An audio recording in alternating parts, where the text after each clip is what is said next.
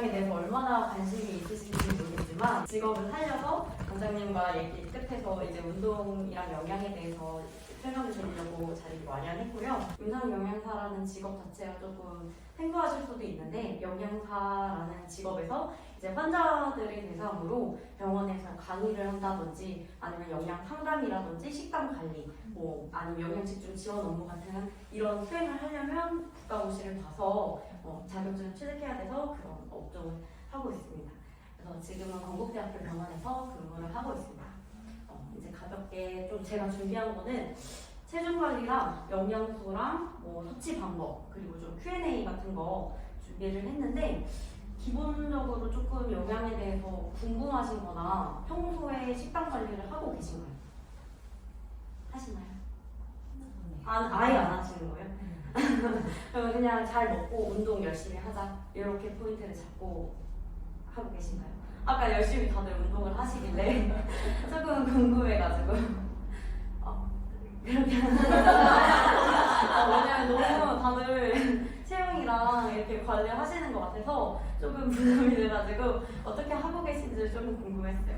그래서 일단은 저는 평소에 이제 임상영양사를 하면서 환자분들을 아무래도 많이 뵙다 보니까 좀 건강하게 먹자라고 평소에 생각을 하면서 운동을 좀 하고 있는 편이에요. 그래서 저도 운동하는 것 자체는 진짜 싫고 힘들기는 한데 좀 효과적으로 살고 싶어가지고 영양이랑 운동 밸런스를 맞춰서 살고 있어서 그걸 여러분들한테 조금 나눠드리고 싶어가지고 강의를 하게 되었습니다. 일단은 처음에 저희가 체중 자체가 아마 제가 보기에는 좀 다 저체중이나 표준 체중에 가까우실 것 같아요, 외형적으로는. 근데 이제 체중 관리가 중요한 이유가 당뇨병이나 이제 고혈압이나 요즘에는 뇌혈관 질환이랑 암이 나이대 상관없이 굉장히 많이 발생을 하고 있기 때문에 그거에 대해서 일단 기본적으로 가장 중요하게 관리를 해야 되는 게 좀 이걸 없애려면 체중 자체가 표준 체중에 가까우셔야 돼요. 그래서 본인들 표준 체중을 구하실 줄 아실까요? 보통 인바디를 하면은 기본적으로 계산이 다 돼서 나오기는 해요. 근데 제가 이제 키 몸무게 바탕으로 계산을 한번 해보시면 좋을 것 같아요. 그러니까 다 여성분만 계시니까 본인 키를 미터로 환산을 하셔서 21 곱해주시면 되거든요. 계산기로 한번 해보시면은 하실 수 있어요. 그리고 볼펜으로 거기 써주세요. 일단은 조금 있다가 볼펜으로 써주시면 식단 관리랑 같이 계산을 해보시면은 아마 생각보다 높을 거예요. 그러니까 본인 몸무게보다 높으실 수도 있고 아니면 비슷하신 분도 있을 텐데 그거는 근육량일 수도 있고 이제 지방량일 수도 있고 이제 어떤 범위 자체가 표준 근처에 돼야 된다는 게 맞는 거고 일단 남자 예시로 했을 때 170cm 남자한테 이제 계산을 하면 한 63.58kg 정도가 나오시거든요. 그러면 이거는 표준 체중으로 이제 자기 몸무게를 표준 체중으로 나눴을 때 보면 한 98% 정도 되시는 거예요. 요거는 보면은 이제 정상 체중 범위 안에 들어가요. 90%부터 110% 사이에는 들어가셔야 정상 체중인 거예요. 그러니까 뭐 예를 들어 110% 이상 나왔다. 뭐 아니면 130%, 뭐 120% 이렇게 나왔다면 일단은 표준 체중 범위에서는 벗어나신 거고 사실 이 비만도라는 거를 병원 전체적인 저희 전국에 있는 병원이 다 쓰지만 외국에서도 사용을 하는데 이게 주의하는 거는 체지방량이랑 근육량이 이게 포함이 되어 있는 게 아니잖아요, 몸무게에서. 그렇기 때문에 뭐 내가 나 과체중의 범위야 라고 해도 근육량이 굉장히 많으신 분은 과체중이어도 사실은 정상이랑 가깝다고 보시면 되는 거죠. 그렇게 판단을 하시면 되고 병원에서는 모든 환자를 다 인바디를 하진 않기 때문에 허리둘레 아마 검진 같은 거 해보셨으면은 허리둘레 측정을 할 거예요. 그럼 내장 지방이라든지 피하 지방이 많은지를 같이 보고 있어요. 그렇게 해서 측정을 비만도를 꼭 해주시는 게 좋고 감량 목표 여기 있으신 분 있나요? 감량 목표를 세우신 분이 있다면 일단 설명을 가볍게 드리면 한 달에 2kg 이상 감량을 하지 말라고 하기는 해요. 건강적으로는. 왜냐면은 한 뭐 3, 4kg 이상씩 하면 운동이랑 식이를 같이 병행해서 몸무게를 조절해야 되는데 식단 자체를 보통 굶어서 빼야지 아니면 진짜 오늘 하루 종일 뭐 엄청 소량만 연예인 식단법으로 할 거야 라고 하면 일단은 지방보다는 근육량 감소가 훨씬 크기 때문에 요요가 오실 확률이 굉장히 높고 이제 얼마큼 먹어야 되는지는 좀 이따 계산을 해드릴 건데 보통 1300 이하, 1200 이하는 절대 이제 권하지는 않아요. 병원에서도 정말 엄청 비만이신 분들이 오셔도 1200 이하는 절대 권하지 않는 칼로리여서 본인이 드실 때도 조금 건강하게 먹으면서 다이어트를 하시는 게 훨씬 오래 간다는 거 생각을 해주시면 더 좋을 것 같아요. 그래서 보통 병원에서는 이제 병원이 아니어도 건강학적으로는 운동은 한 300칼로리 정도 감량을 하고 일주에 식이요법으로는 한 250칼로리 정도 감량을 하라고 해요. 근데 이거를 사실상 정확히 지키기 굉장히 어렵고 그래서 이제 건강하게 먹으면서 빼는 게 제일 좋다고는 말씀을 드리거든요. 그래서 일단 설명을 드리고 일단 식단이랑 운동을 같이 해야 하는 이유가 보통 나는 먹고 싶은 거 다 먹고 운동해서 뺄래 라고 하시는 분들이 굉장히 많은데 그러면 현실적으로는 장기적으로 가기는 조금 어려워요. 먹는 거에 대해서 보통 우리가 1000칼로리, 2000칼로리 넘어가기는 굉장히 쉬운데 하루에 1000칼로리 소모하는 게 굉장히 어렵거든요. 그리고 기초대사량 자체가 한정적이기 때문에 일단은 병행을 같이 해주시는 게 훨씬 효율적으로 다이어트 해주실 수 있는 방법이에요. 그래서 일단 영양소 간단하게 제가 이제 그 전공이니까 설명드리고 갈게요. 네, 탄수화물은 보통 이제 병원에 질문하러 오시는 분들이 이거 먹어도 돼요? 이거 먹지 말아야 돼요? 얼마큼 먹어야 돼요? 이렇게 많이 물어보세요. 근데 탄수화물 같은 경우는 당연히 주 에너지원이고 근육을 만들 때 단백질이 되게 중요하다고 생각을 하시는데 탄수화물도 엄청 중요해요.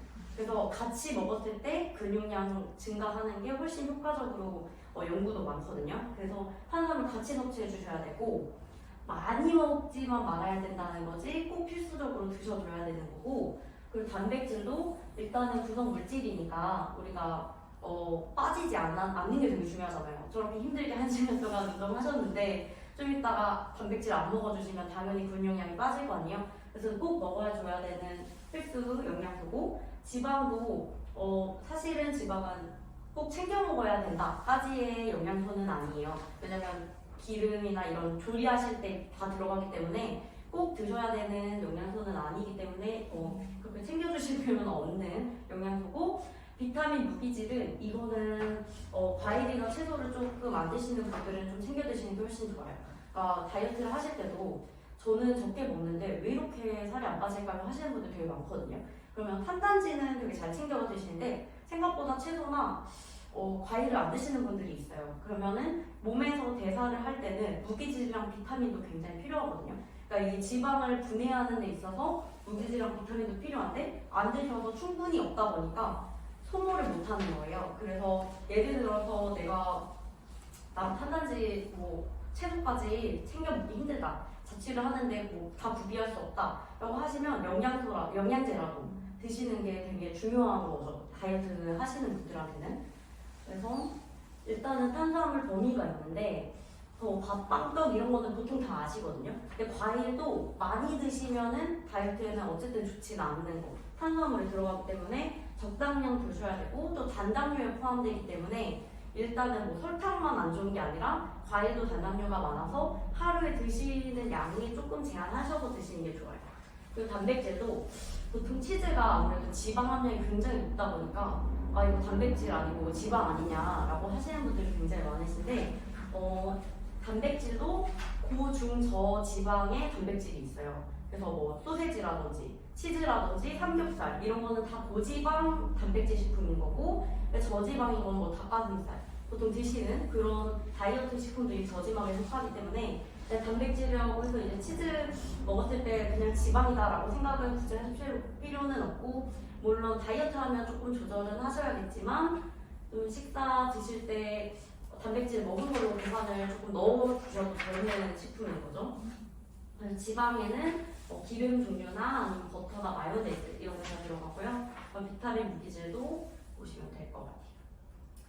그래서 일단 섭취 방법을 조금 설명을 드릴 건데 일단 계산을 한번 아까 표준 체중 계산을 해드렸잖아요. 열량이랑 단백질 계산을 할 거예요.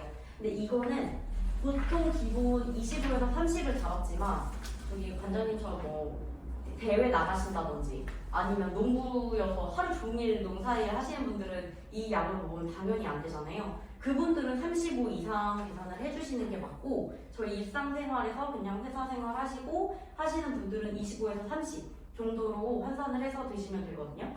본인 아까 구했던 표준 체중에다가 한번 구해보실게요. 25에서 30 곱해주시거나 이렇게 해주시면은 열량 어느 정도 나오시거든요. 25에서 30 아무거나 곱해서 네, 25 정도 곱하시면 조금 덜 먹는다라고 생각을 하시면 될 것 같아요. 범위로 구해주셔도 상관없어요.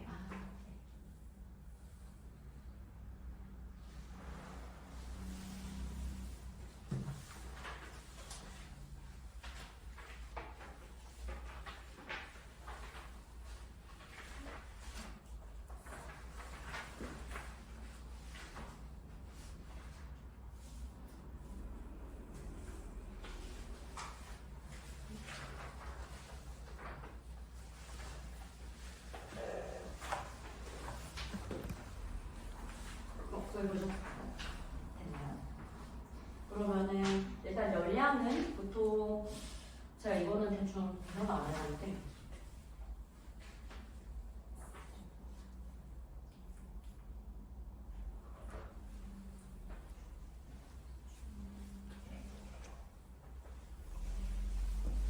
여자분들이 많으시니까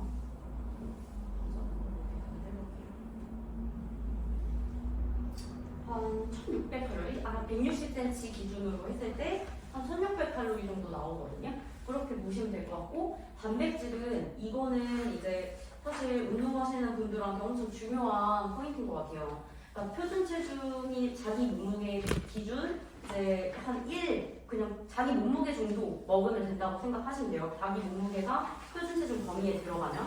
근데 이게 이제 운동을 많이 하시는 운동선수라든지 이런 분들은 훨씬 단백질을 많이 드시는 게 중요하긴 해요. 한 1.2에서 1.5 이렇게도 드시는데 이게 너무 많이 드셨을 때 오히려 이제 운동하시는 분들 중에 운동량 엄청 많이 하고 단백질 엄청 많이 드시고 이제 병원에 오시는 분들이 가끔 있어요. 그러니까 너무 분해가 빨라서 신장 기능이나 간에 조금 무리가 되셔가지고 오시는 경우가 있는데 이제 그런 경우는 만성질환은 아니지만 조금 무리해서 하실 필요는 없고 좀 적절하게 섭취하시면서 근육 만들면서 하시는 게 중요하기 때문에 요 정도 드시는 게 제일 권장드리는 양인 것 같아요.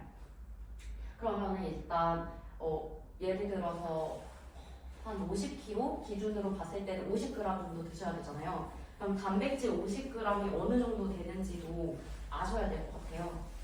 네, 식사를 대충 저희가 이제 어느 정도 아까 탄단지가 뭔지는 설명을 드렸잖아요. 그러면 공유분을 보통 우리가 이거 탄수화물 이렇게 생각을 보통 많이 하세요. 근데 탄수화물에서도 단백질은 섭취할 수는 있어요.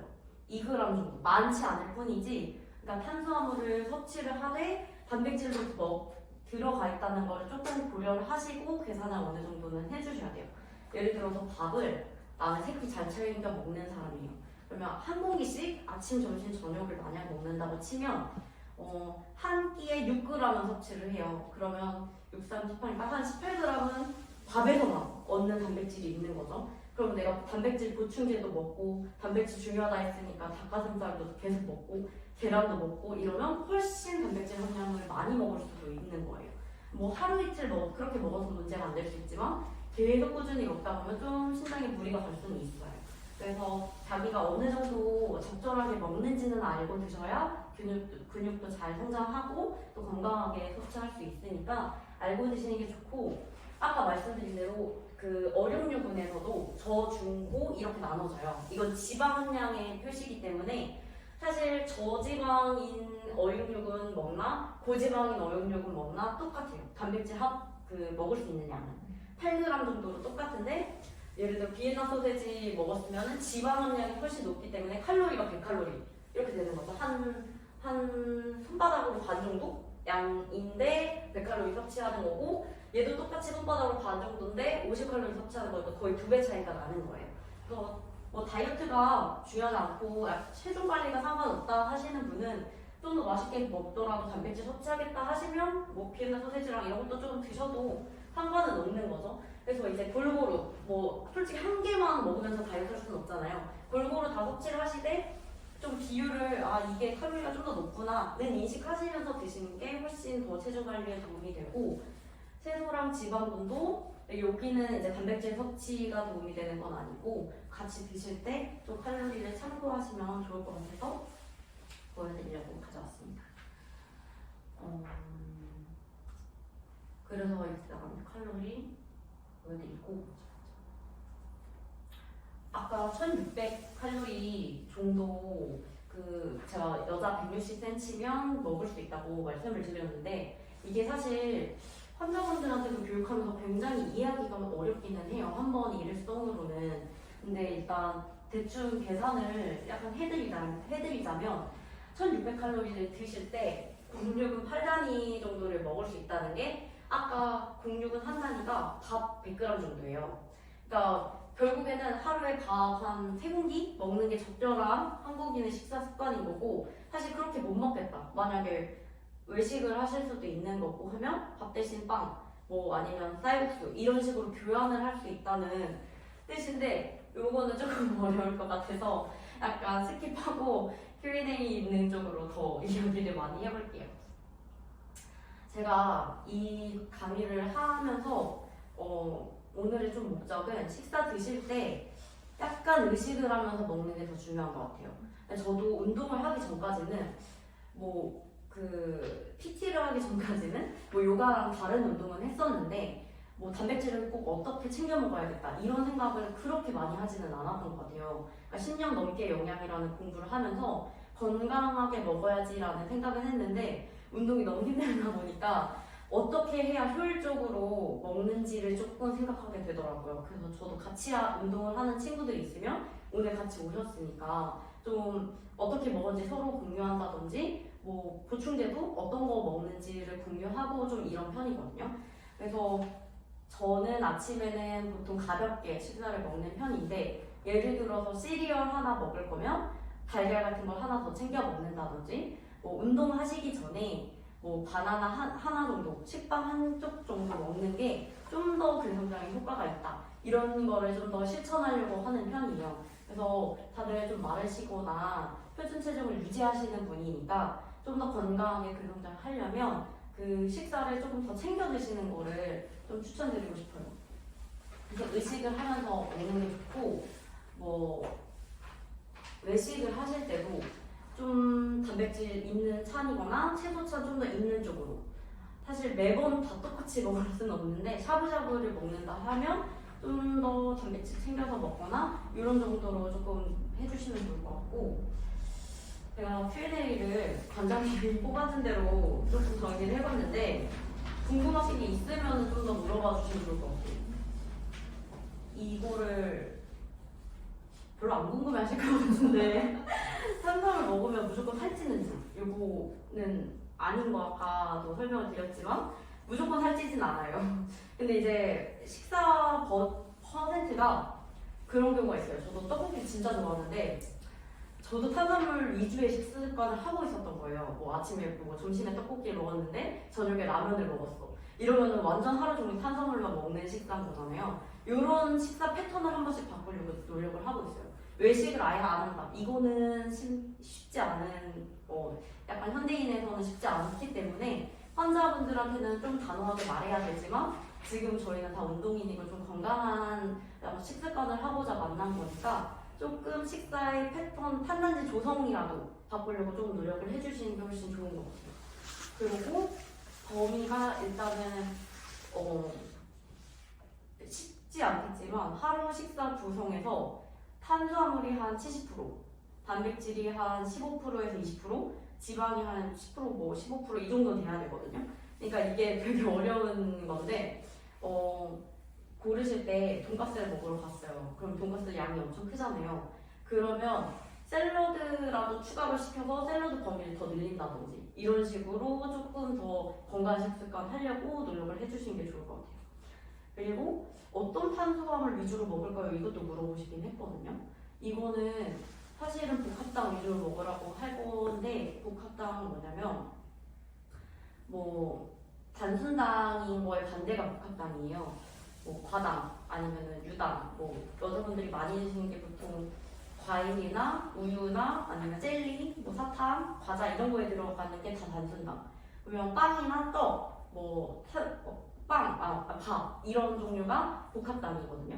그러니까 이제 아침에 식사를 하실 때 사실은 제일 좋은 방법은 아닐 수 있지만 끼니를 거르는 것보다 일단 뭐라도 드시는 게 훨씬 좋고 훨씬 좋은 거고 뭐 간단하게라도 식빵이나 이런 걸로 시작하시는 게 좋고 식빵만 먹는 것보다는 뭐 계란이라도 하나 더 얹어서 먹는 게 훨씬 좋고 아니면 우유라도 같이 껴서 먹는 게 좋고 이런 식으로 조금 조합을 해주시는 게 훨씬 도움이 많이 돼요. 근데 이제 진짜 배고픈데 다이어트 해야 되니까 젤리만 먹는다든지 약간 입만 조금 채우시는 분들이 있으니까 그렇게는 절대 드시는 거 권하진 않고 식사를 드시는 거에서도 그 칼로리가 약간 소모돼요. 저희 몸에서 기관이 움직이면서 대사되는 에너지가 있기 때문에 끼니 수는 줄이는 것보다 훨씬 나눠서 많이 드시는 게 훨씬 다이어트에 훨씬 도움이 되고 건강에도 훨씬 좋아요. 그리고 적게 먹는데 왜 살이 안 빠지냐 이것도 물어보셨는데 이거 관장님 그 생각이신 건지 잘 모르겠는데 혹시 아침 안 먹는지 이거는 조금 저도 좀 궁금한데 아침을 안 드시면은 확실히 점심 저녁에 훨씬 폭식할 확률이 높고 또 지방이 많이 함유된 식사를 선택하기 쉽다는 연구 결과들이 훨씬 많아요. 그래서 식사 자체를 아침은 무조건 드셔야 된다는 것부터 비만 환자들한테 교육을 하거든요. 무조건 뭐 우유라도 드세요. 저는 아침 진짜 못 먹어요 하면 일단 일어나기라도 하라고 하고 일어나셨으면 두유라도 드시라고 그러고 이런 식으로 교육을 하기 때문에 식사 끼니 거르는 건 진짜 좋지 않고 혈당 관리에도 안 좋아요. 물론 당뇨가 있으신 분은 없을 것 같은데 만약 가족력이 있다면 노화가 돼도 당뇨가 생길 수 있어서 일단 그런 거는 규칙적인 식습관은 무조건 지켜주시는 게 좋고 몸무게 혹시 언제 재야 될까요? 이것도 물어보셨는데 몸무게를 자주 재시나요? 매일 재시나요 혹시? 저는 매일 재시지는 않으세요? 매일 재는 거는 좋지 않다고 연구 결과에서 듣긴 했어요. 이게 자주 쟀을 때 사실 수분 함량 이런 거는 변동이 있을 수 있고 그래서 주 1회나 뭐 한 달에 한 번 많이 빈도수를 높이는 것 자체가 효과가 있다고는 안 했는데 이제 언제 재야 되냐고 물어보셔서 보통은 아침에 흡연량 보고 나서 재는 게 제일 권체중 몸무게라고 보시면 될 것 같아요. 이제 아침에 제일 활동 안 하고 쟀을 때. 그래서 보통 아침에 드신 거랑 저녁에 드신 건 몸무게 차이 좀 나실 거예요. 저녁에는 막 많이 운동하셨으면 근육이 펌핑되기도 하고 또 많이 움직여가지고 뭐 먹은 양도 있을 거고 하니까 아침에 재는 게 제일 정확하고 또 식이섬유를 조금 올바르게 먹는 방법이 있냐고 물어보셨는데 올바르게 뭐 식이섬유를 의식하고 드시는 분이 있을까요? 그러니까 야채를 내가 그래도 먹어야겠다 생각하고 드시나요? 많이 안 드세요? 많이 안 드세요? 저는 조금 야채를 많이 챙겨 먹으려고 하는 편이긴 해요. 보통 그렇게 식단 이렇게 급식으로 만약에 받으시면 좀 관리하기 더 쉬우신데 저는 이렇게 반찬이 다 나오는 식사를 점심은 항상 그렇게 먹거든요. 그러면은 보통 야채찬이 많이 나오지는 않아요. 그러면 단백질 찬이랑 야채찬은 2접시를 받는다든지 아니면 국 건더기에서 그 건더기라도 좀 더 많이 받는다든지 이렇게 해서 좀 채소 섭취를 훨씬 늘리려고 하는데 그게 하루 단위로 봤을 때 한 손바닥만한 그 그릇에 나물찬 꽉 담잖아요. 그걸 하루에 7접시는 드셔야 돼요. 그게 기준량이에요. 되게 사실 탄단지보다 챙기기 더 어려운 거죠. 근데 이게 아까 말씀드렸다시피 비타민이랑 무기질이 많이 들어있고 뭐 체중 관리에도 훨씬 효과적이니까 드셔야 되고 만약에 편식을 좀 하신다 나물찬 진짜 싫다 그러면 방법을 좀 찾아야 돼요. 샐러드가 괜찮다 하면 샐러드 위주로 드시려고 노력을 해야 되고 뭐 나물찬 먹는 방법이 저는 보통 비빔밥 선택을 하거든요. 외식을 하실 때는 비빔밥 받은 다음에 밥량 반절 정도 덜 넣은지 이런 식으로 해서 조금 관리를 하시려고 하는 게 식이섬유 섭취하실 수 있고 또 탄수화물 단백질을 섭취할 때 그 운동에 운동 전후 어떻게 드셔야 되냐고 물어보시더라고요. 운동 전에는 아까 말씀드렸다시피 바나나 하나 아니면 식빵 한 개, 그 여성분들 기준일 것 같아요. 이 정도 드셔야 훨씬 탄수화물이 바로 몸에 흡수돼서 활동할 수가 있어서 물론 다이어트 하시려고 하는 거면 공복 운동도 많이들 하시지만 조금 근성장 하시려면 그렇게 하시는 게 좋고 운동 끝나고 나서는 1시간 이내에 식사를 해 두시고 1시간 이내에 하실 때도 탄수화물이랑 단백질이랑 같이 섭취하시는 게 단백질만 섭취하신 것보다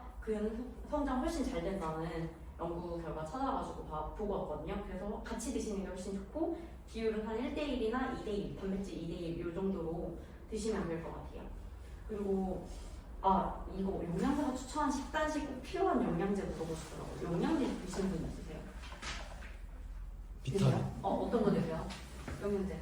비타민. 어떤 비타민 드세요? 종합 비타민. 종합 비타민. 우리나라 거 드시나요? 네. 다른 분들은 비타민. 영양 되게 많이 먹는데. 많이 드세요? 그럼 같이 좋아요. 봐요. 네네. 멀티비타민 오메가3, 루테인, 그 다음에 콜라겐, 그리고 저기도 되게 많이 드신다. 그러면 그게 제가 모든 영양제를 다 설명드릴 수 없지만 조금 아침에만 다 드시는 거예요? 아침에는 유산균 먹고요. 네. 점심 먹고 나서 멀티비타민, 그 다음에 오메가3, 달가지고 중전 먹고 저녁에 자기 전에 콜라겐이랑 그 다음에 루테인. 엄청 잘 지키신다. 일단 아침에 유산균 드시는 건 되게 잘하시는 거고 빈속에 드시는 게 훨씬 유산균 효과적인 거고 그리고 일단 영양제학과 종합 비타민 먼저 설명드리면은 그 외국 영양제보다는 우리나라 종합 비타민은 우리나라 영양제 드시라고 좀 말씀드리는 게 외국 그 아이언도 저도 많이 썼었는데 이게 잘못하면 부작용이 있을 수가 있어요. 외국인들 그 기준으로 만든 영양제이기 때문에 함량 기준이 엄청 달라요. 그래서 우리나라한테는 되게 고함량일 수 있는 거죠. 이게 각 나라에서 영양 섭취 기준을 그 토대로 그걸 기준으로 이제 상품이 통과가 되는 거기 때문에 퍼센트 함량이 되게 달라요. 그래서 그걸 다 성분표 보고 비교를 하신다 해도 조금 고함량일 수도 있어서 예를 들어 철분 함량이 너무 높으면 여성분들은 변비 올 수도 있고 그래서 이런 거는 뭐 종합 비타민 드시다가 뭐 약간 소화 안 되거나 변비 생기거나 하면은 철분 함량 따진 걸 드신다든지 이렇게 해주시는 게 좋고 제가 모든 영양제를 다 드시라고는 하진 않아요. 식사를 완벽하게 드신다는 가정하에 영양제가 그렇게 필요하진 않는데 비타민 C라든지 뭐 종합 비타민 만약에 식사 잘 못하시면 종합 비타민 드신다든지 여자분들은 오메가3 꼭 드시라고는 말씀드려요. 유산균도 아침에 빈속에 드시는 거는 장 건강이 면역 건강에도 좋으니까 그렇게 드시라고는 말씀드리거든요.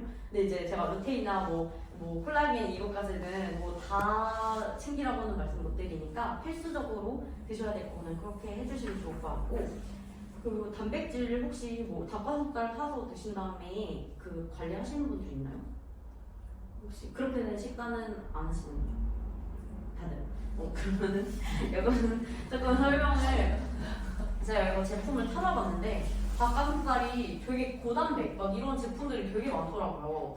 그래서 보니까 이만한 한 160g 정도? 아니면 120g 정도 제 손바닥보다 큰 사이즈가 단백질 함량이 굉장히 높은 거예요. 여성분들 이거 한 개 다 드시면 두 개만 먹어도 엄청나게 프로틴 함량 많이 하는 거니까 이렇게 다 드실 필요는 없을 것 같고 드신다고 해도 근데 닭가슴살 사서 드실 분 없는 것 같아요.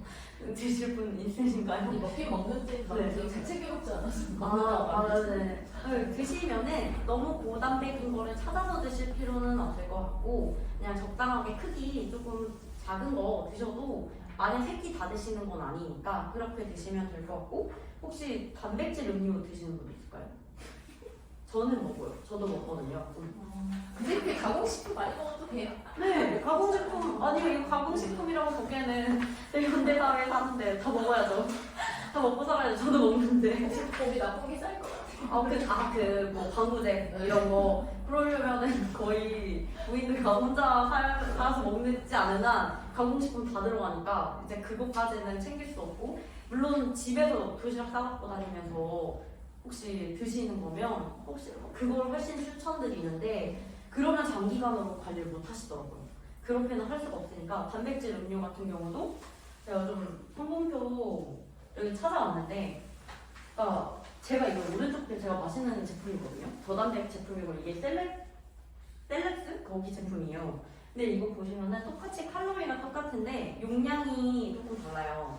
그리고 당류는 둘 다 다이어트 식품이라 그런지 당류는 함량이 안 돼 있고 단백질만 한 20g씩 들어있거든요. 그래서 단백질 둘 다 20g이어서 얘는 350ml고 얘는 한 200ml 정도 돼요. 그러니까 포만감을 원하시는 분들은 똑같은 칼로리여도 약간 미릴 수 있는 걸 드시는 게 훨씬 낫고, 그냥 저는 원래 입도 짧고 많은 게 잘 못 먹어요. 그냥 더부룩함도 많이 느끼고 하면은 좀 농축돼 있는 것처럼 약간 용량 미리수 작은 거 드시는 게 낫고, 만약에 유당불내증 좀 있거나 우유 먹으면 소화 잘 안 된다 약간 그러시는 분들도 있잖아요. 그러면 이게 멸균 제품이라 냉장고 보관 안 해도 되거든요. 그러니까 미지근한 상태에서 드시는 게 훨씬 나아요. 얘네도 유당 들어간 제품들이 많아서 소화 안 되거나 막 갑자기 프로테인 파우더 먹고 막 이마에 여드름 엄청 올라온다 막 이러신 분들도 있거든요. 그래서 그런 거 조금 고려하셔서, 소화가 안 되면 말짱 도루묵이잖아요. 그러니까 그런 거 고려를 하셔서 조금 드시는 게 훨씬 좋고, 그리고 단백질, 식품, 여기 과자 많이 드실 분 있는지 모르겠는데, 이거는 영양 표시량도 저희 과자나 무슨 제품 사면 뒤에 있는 성분표거든요. 근데 이거는 조금 그냥 팁인데, 보통 1회 제공량하고 밑에 2회 제공량 이런 식으로 써 있어요. 그래서 이거 그냥 칼로리만 보시면 이 한 봉지 다 먹었는데 2배 섭취하는 결과인 거죠. 그러니까 얘가 1회 제공량인데 이 분량은 2회 제공량인 거예요. 그래서 그 밑에 있는 횟수를 잘 보시고 곱하기 해서 그 관리를 해주셔야 돼요. 그러니까 과자 같은 것도 그렇고 당류 같은 것도 한 번씩 조금 보면서 드시는 게 훨씬 좋고, 그리고 제가 이제 뭐 Q&A 정리한 거는 다 됐는데 혹시 궁금하거나 편하게 물어보셔도 되거든요. 아까 뭐 첨가제 이런 거는 제가 사실 뭐 첨가물 같은 거 안 먹는 방법은 되게 많긴 한데, 뭐 라면 드실 때도 사실은 뭐 다이어트 하신 분들은 면 삶아서 한번 삶고 먹잖아요. 요즘 건면 나오긴 했지만 사실 근데 그렇게 하면 맛없잖아요. 그러니까 이게 첨가물 안 먹는 방법이 굉장히 많은데 이거를 다 실천하라고 하기가 너무 어려워요. 그래서 말씀드리기가 어렵고, 혹시 또 궁금하신 거 있어요? 아까 탄수화물의 과일이 모든 과일이 다 탄수화물이에요? 네, 보통은 모든 과일은 탄수화물로 보시면 되고, 좀 예외인 게 있어요. 뭐 아보카도라든지 이런 거는 지방 함량이 훨씬 높기는 해요.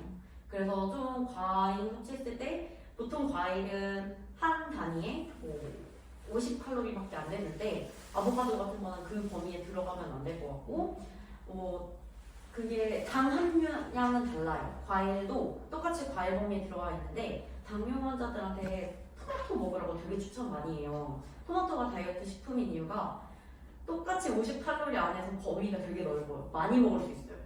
당 함량이 엄청 낮아서. 그래서 보시면 되고, 바나나도 한 개 다 먹으면 100칼로리 정도 되니까 생각보다는 되게 칼로리가 높은 편인 거죠, 바나나도. 그렇게 생각하시면 될 것 같아요. 저희 운동하는 사람들은 이제 단백질을 엄청 많이 먹잖아요. 맞아요. 근데 이제 시중에 파는 뭐 2,000원짜리, 2,500원짜리 네네네. 그런 것들 많잖아요. 가공식품. 그런 것들. 네. 뭔지 그러니까 아시죠? 그 음료 말하시는 거예요? 아니면? 아니 그 냉장된 거, 냉동. 냉동으로 보면은 막 50개씩 먹는 그런 것들. 그런 것들을 먹어도 핫바용 이런 거 말하시는 건가? 그치, 막 또 뭐지? 아니다, 허당. 허당 말하시는 거예요? 허당이라고 바른다 이런 거. 네네네. 그런 거가 닭가슴살 같은 거. 닭가슴살만 있는데 네. 가공식품이잖아요. 네네네. 인스턴트. 네네. 그런 건 먹으면 몸에 안 좋은 거예요. 저희는 원래 4개, 5개씩 먹으니까. 사실 좋다고는 말씀 못 드릴 것 같긴 해요. 근데 이것도 약간 영구적으로 요즘에는 말이 진짜 많은 게, 오히려 막 가공식품이나 냉동, 그러니까 요즘에는 야채도 다 올려서 나오거든요. 이러다 보니까 야채 같은 거는 진짜 비타민이랑 이런 거 깨지지 않냐, 위험 안 좋은 거 아니냐 했는데 결과적으로 안 좋진 않다. 막 먹어보니까 오히려 영양소 더 많더라. 막 이런 연구도 너무 많아가지고 사실 나쁘다 좋다 이렇게 많이 볼 수는 없을 것 같아요. 범위적으로 드셔야 되는 거 아니었고?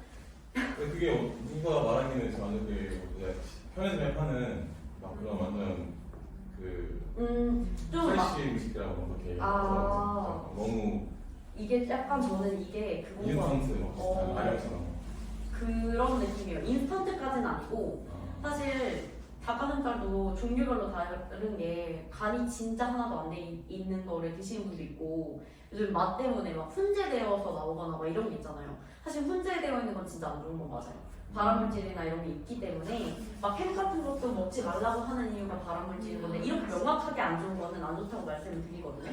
근데 이제 가공하면서 뭐 하는 걸로 그냥 다 안 좋다라고 말씀드리기는 사실 그럼 범위가 너무 적어져요. 저희가 자연식품만 먹고 살 수는 없기 때문에 범위가 너무 적어지는데 먹어야 한다면 좀 고르는 거죠. 이제 그래서 훈제 대신에 그냥 생으로 된 그냥 저염이나 뭐 무염 이런 걸 고른 다음에 차라리 다른 향신료를 자기가 해서 먹는다든지 이런 식으로 하는 게 더 건강하겠죠 훨씬.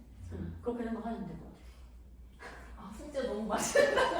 맞아요. 훈제 맛있긴 진짜 한데 엄청 저도 그래서 이렇게 음식 타는 거 진짜 안 좋다고 하잖아요. 그리고 집에서 요리 해보시면 그 공기청정기 돌려보면 생선이랑 고기 요리할 때 엄청 나와요. 빨간색으로 바로 바뀌거든요. 이게 다 사실 미세먼지 나오고 발암물질 나오고 하는 거에 그 음식이 똑같이 그거는 처리를 하는 거니까 저희가 눈으로 보지 못하잖아요. 그러니까 그렇게 생각하시면 될 것 같아요. 근데 괜히 그것만 늘린 것 같은데 저는 약간 그래도 건강하실 때 환자분들 보면서 그게 제일 많이 느낀 건 와 이거 진짜 저렇게 먹고 살라 그러면 못 살겠다 하는 분들을 굉장히 많이 만나거든요. 그러니까 좀 지금은 저희가 어쨌든 먹지 말라는 음식은 없잖아요. 그러니까 다 먹되 조금 더 그 건강하게만 먹으려고 생각을 해도 좀 바뀌더라고요.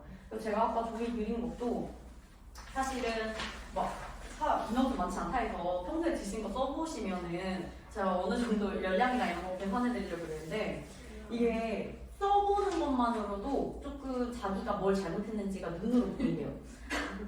뭐 내가 진짜 탄수화물만 먹었구나 이런 게 보이더라고요. 그래서 한번 해보시는 것도 괜찮고 그리고 운동 오시는 분들이니까 운동하다 만나면 열량 같은 거 계산해드릴 테니까 조금 아 여기서 운동하세요? 네 일주일에 한 번 정도 오니까 오늘 미리 말씀해 주셨어요. 그러면은 이제 오셔서 물어보시면은 편하게 답변해드릴게요. 저도 아직 맨날 배워가면서 하는 편이어가지고 친구들이랑 공유 진짜 많이 궁금하신 거 없으신가요? 어떤 거? 소화 잘 되는 단백질. 아 평소에 혹시 소화 좀 잘 안 되시나요? 네. 저도 진짜 안 되는 편이거든요. 그래서 먹는 게 항상 고민인데 그러니까 소화 잘 되는 단백질이라기보다는 조금 익혀 드시는 거 그러니까 많이 익혀 드시는데 이제 그럼 평소에 식습관을 저한테 좀 이따 적어서 소화 안 되는 걸 적어주세요. 제가 왜 안 되는지 한번 봐야 될 것 같아요. 뭐가 잘 되냐라고 하면 당연히 이렇게 분해된 게 더 잘 될 거고 우유 같은 거 드셔도 소화 잘 안 되시나요? 우유는 괜찮아요. 우유는 좀 괜찮으세요? 약간 차갑게 먹거나 음식한 지 오래된 그 음식들 있잖아요. 그런 거 먹으면 좀 분해 잘 안 될 수 있거든요. 그러니까 뭐 예를 들어 닭강정을 샀어도 그걸 바로 해서 먹은 거랑 식은 거 먹은 거랑 이 몸에서 소화할 때는 온도가 좀 영향이 있어요. 그래서 환자분들도 온도 같은 거 조금 배식할 때 그런 거 중요시 여기고 이렇게 하거든요. 그래서 평소 소화 잘 안 되시면은 너무 찬 거, 너무 뜨거운 거 이렇게 드시지 마시고 단백질은 특히나 그 변성을 하기 때문에 그런 거 좀 잘 지켜서 드셔야 돼요. 좀 그리고 자기가 소화 어떤 거 드셨을 때 안 된다 하는 거 있으실까요? 단백질만 먹으면 안 된다. 그러니까 점심은 괜찮은데 저녁에 뭐 보쌈 먹거나 삼겹살 이런 거 먹으면 바로 활동 같은 건 따로 안 하시죠? 드시고 나서 눕는다든지 그러지 않아요. 그러지 않아요? 네. 밤에 물 챙겨 먹어야 차라리 연어 같은 게 나을까 싶어요. 좀 더 나으실 수도 있어요. 생선이 고기보다는 좀 더 소화가 잘 되는 편이어서 그 분자 자체가 엄청 이거 어떻게 설명을 드려야 될지 좀 모르겠는데 좀 더 소화 잘 되는 게 연어가 좀 잘 되는 편은 맞고 그러니까 고지방 식사일수록 좀 소화가 덜 되기는 해요. 위에서 훨씬 오래 머물러요. 삼겹살 같은 게 위에 훨씬 오래 머물고 연어 같은 경우는 여성분들은 진짜 많이 드시라고 추천을 하는 게 아까 오메가3 드신다 했잖아요. 불포화 지방산이 훨씬 많기 때문에 몸에 좋아서 그 소화 소화도 잘 되시면 좋겠지만 그 연어 자체에 익혀서 드신다든지 뭐라고 하죠? 덩어리로 내서 보통 구워서 드시는 거 스테이크, 연어 스테이크처럼 드시거나 네 이렇게 드시거나 하면 또 훨씬 좋기는 하거든요. 생선 위주로 좀 더 드셔보세요. 삼겹살, 보쌈 소화 안 되시는, 보쌈도 안 되시는 거는 조금 신기하시겠다. 평소에 소화 자체가 조금 안 되시는 수도 있고. 일단 오늘 질문 여기까지 하고 만약에 궁금한 거 있으시면 오면 가면 만나면서 뵙길 바랄게요. 감사합니다. 다행이에요. 이게 일반인 대상은 처음이어가지고. 감사합니다. 감사합니다. 와, 정신